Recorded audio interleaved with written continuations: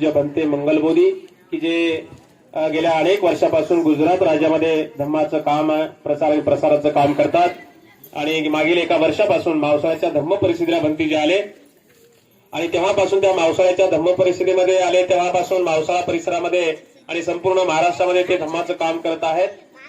असे भंतीजी या सुद्धा या कार्यक्रमाला आवर्जून उपस्थित झालेले आहेत। तेव्हा भंतीजींना मी या ठिकाणी सूचना करतो, भुजंग परिवाराच्या वतीने आणि आपल्या सर्वांच्या वतीने त्यांना विनंती आहे की जमलेल्या तमाम माता भगिनी बांधवांना उपासक उपासिकांना या ठिकाणी 2 शब्दपर मार्गदर्शन करावं। पूज्य बनते मंगलबोधी।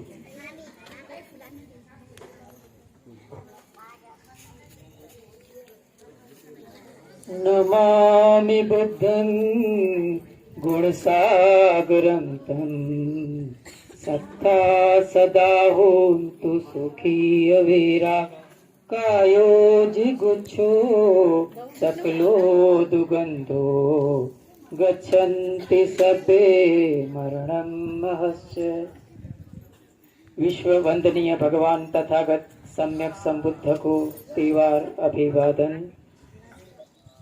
Bodhisattva Bharat Ratna symbol of knowledge doctor बाबा साहब भीमराव आम्बेडकर, जिनकी धम्म क्रांति को हम सब मिलकर आगे बढ़ा रहे हैं। यहाँ उपस्थित हमारे गुरुवर्य पूज्य भदंत एस प्रज्ञा बोधी जी, जिनके चरणों में सादर प्रणाम वंदन।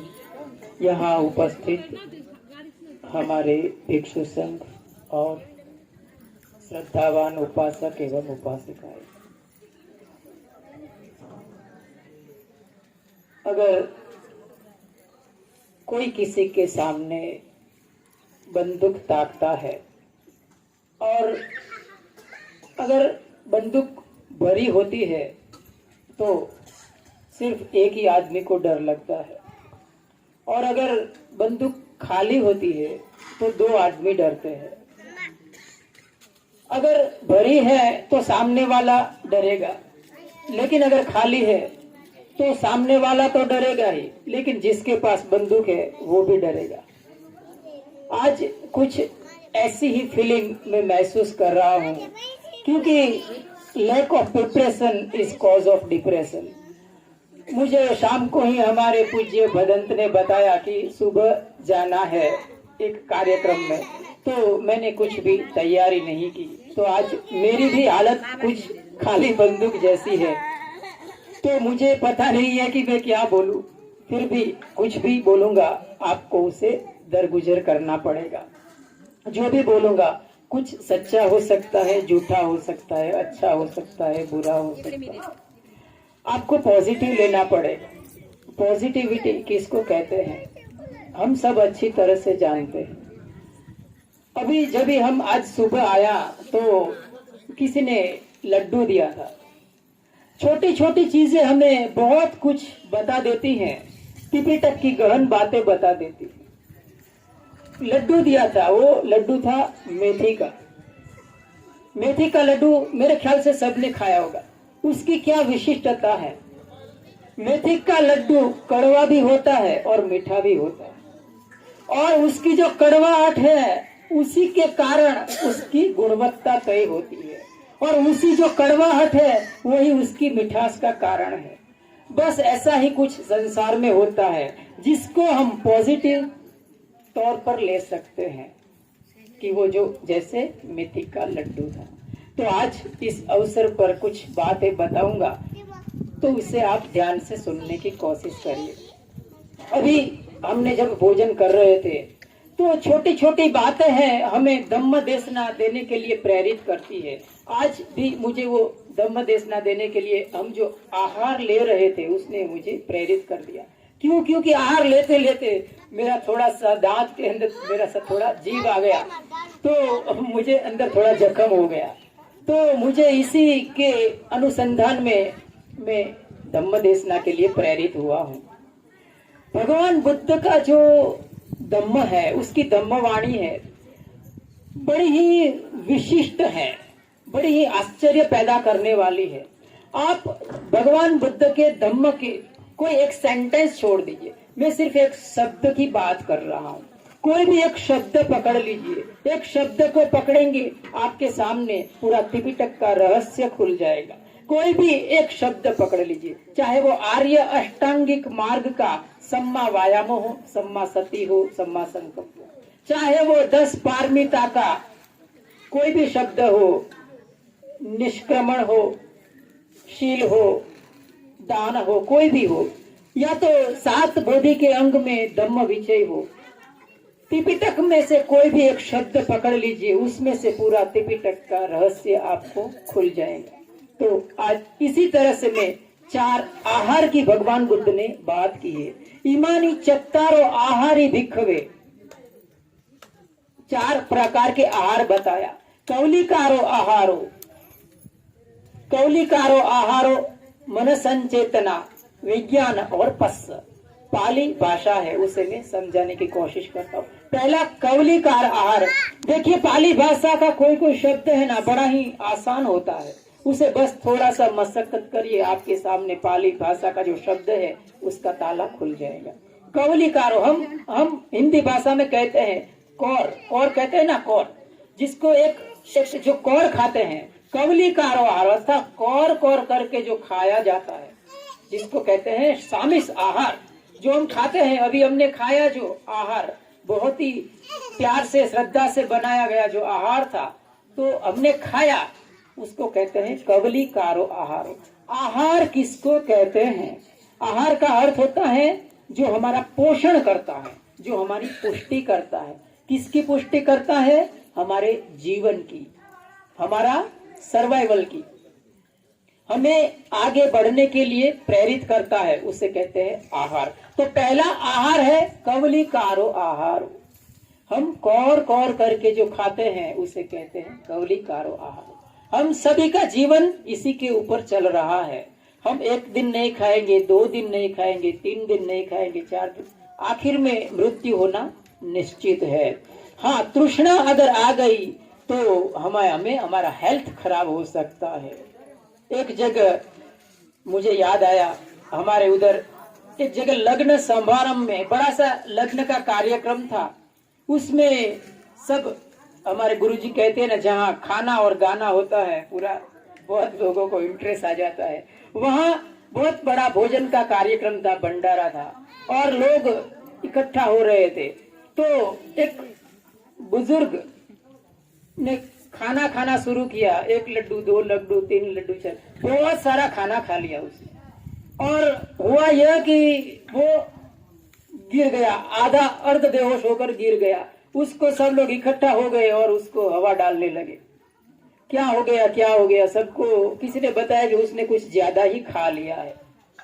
तो पास में ही एक डॉक्टर खड़ा था। डॉक्टर उसके पास आया और उसने उसका नाड़ी वगैरह इत्यादि चेक किया, और उसने अपना पॉकेट में से 2 गोली निकाला और उसको कहा कि आप ये 2 गोली खा लीजिए, अभी ठीक हो जाएंगे। तो वो आधा बेहोश आदमी कहता है कि डॉक्टर साहब, अगर गोली की जगह होती पेट में तो मैं 2 लड्डू नहीं खा लेता था। इस तरह का जो हमारा तृष्णा है, उसी के अनुसंधान में इसे कवलिकार आहार कहा गया है। दूसरा है मन संचेतना। हमारे भीतर जो वैचारिक संघर्ष चलता है, हम सोचते हैं, मन की जो संचेतना है उसको कहते हैं मन संचेतना आहार। आपने भिक्षु संघ को बुलाया, उससे पहले आपने सोचा, अभी जाएगा भिक्षु संघ तो भी आप सोचेंगे क्या कार्यक्रम में क्या अच्छा हुआ, क्या कमी रह गई, इत्यादि इत्यादि। तो इसे कहते हैं मन संचेतना आहार। आहार क्यों कहा जाता है? आप जानकर हैरान होंगे कि हमारा जो वैचारिक संघर्ष है उसी के कारण हम जिंदा है। आपको मैं कहूंगा तो आप कहेंगे बनते जी आप पागल हो गए। हमारा जो वैचारिक संघर्ष है, हम संघर्ष का परिणाम है। अगर संघर्ष हमारे भीतर नहीं होता तो हम जिंदा नहीं रह सकते। तो हमारे भीतर जो संघर्ष चल रहा है मन संचेतना का, जो वैचारिक एक श्रृंखला चल रही है, उसे कहते हैं मन संचेतना आहार। आहार इसीलिए कहा गया कि हमारी पुष्टि करता है, हमारा पोषण करता है, हमारी जो जीवन नौका है उसको वो धीरे धीरे आगे धकेलता है। और एक आहार कहा गया जिसको कहा विज्ञान आहार। आप याद रखने की कोशिश करिएगा, विज्ञान आहार। विज्ञान किसको कहते हैं? विशेष से पजानाति विज्ञान, जो विशेष रूप से जाना जाता है उसे विज्ञान कहते हैं। विशेष ज्ञान है उसे कहा जाता है विज्ञान, जिसको आज का जो भौतिक मटेरियलिस्टिक जो जगत है उसके साथ निस्बत नहीं है। विज्ञान भगवान बुद्ध ने हमारे शरीर में गिनाया गया 6 विज्ञान। कितने? 6 विज्ञान गिनाया है। कौन से विज्ञान है? आंख का विज्ञान है, नाक का विज्ञान है, जीवा का विज्ञान है, कान का विज्ञान है, हमारे स्पर्श त्वचा का विज्ञान है और हमारे मन का विज्ञान है। ये जो 6 विज्ञान है उसी के ऊपर हमारा जीवन चलता रहता है। हम सब हमेशा मनोरंजन देखने के आदी होते हैं, है ना। सबके घर में टीवी होगा, सब टीवी देखते हैं, टीवी पे मूवी देखते हैं और मूवी देखते देखते हम खुश होते हैं, कभी हम आंसू भी गिराते हैं, कभी हंसते हैं, कभी क्रुद्ध होते हैं। ये सब जो हमारी लागणी है, हमारी इमोशंस है, वो हमारे जीवन को आगे बढ़ाती है। ऐसा नहीं है कि सिर्फ कवलिकारो आहारो ही हमारे जीवन को आगे धकेलती है। ये जो हम सोचते हैं, जो हमारी 5-6 इंद्रियों के ऊपर जो कुछ टकराहट हो रही है, उसके कारण भी हम जिंदा रहते हैं। तो जो भी आप देखते हैं, जो भी आप सुनते हैं, जो भी आप चखते हैं, जो भी आप स्पर्श महसूस करते हैं और जो भी आपके मन के भीतर जो जागता है, ये सब जो 6 इंद्रियों के विषय है, वो सब आपके जीवन को पुष्ट कर रहे हैं, आपके जीवन को आगे बढ़ा रहे हैं, वो सर्वाइवल के लिए जिम्मेदार है। तो ये है विज्ञान का आहार, इसीलिए उसे विज्ञान का आहार कहा गया। और एक आहार कहा गया जिसको कहा पस्य, बहुत ही महत्वपूर्ण आहार है पस्य आहार। पस्य का अर्थ होता है स्पर्श। बहुत सिंपल बात है, स्पर्श का आहार कहा गया। हमारे त्वचा के ऊपर स्पर्श किसको कहा गया? हमारे भीतर जो संवेदना होती है, हमारे भीतर जो सेंसेशन संवेदना होती है, उसे कहा गया पस्य। और वही स्पर्श के कारण हमारे भीतर एक प्रकार का राग, एक प्रकार का द्वेष, एक प्रकार का क्रेविंग, एवर्शन, मोह जन्म लेता है। और इसी के कारण हमारा जीवन है वो पुष्ट हो रहा है, जीवन है वो आगे बढ़ रहा है। तो इसी को कहा पस्य आहार। अगर स्पर्श आहार नहीं होता, हमारे भीतर सेंसेशन नहीं होती, हमारे भीतर संवेदना नहीं होती, तो जिंदा रहना मुश्किल था, हमारा सर्वाइवल मुश्किल था।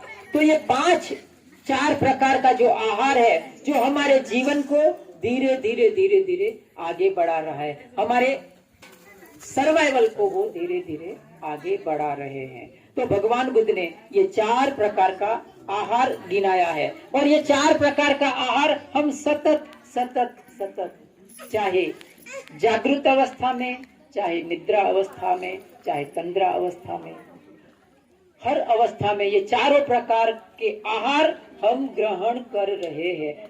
अभी आप देखिए, अभी आप बैठे हैं, सब आसानी से बैठे हैं। बहुत सारे लोग सुन रहे हैं फिर भी नहीं सुन रहे हैं। आप यहाँ हैं फिर भी आप यहाँ नहीं है, है ना। हमारा जो मन है जहाँ होना चाहिए वहाँ नहीं होता है, जहाँ हम होते हैं वहाँ नहीं होते हैं, और जहाँ हम नहीं होते वहाँ होते हैं।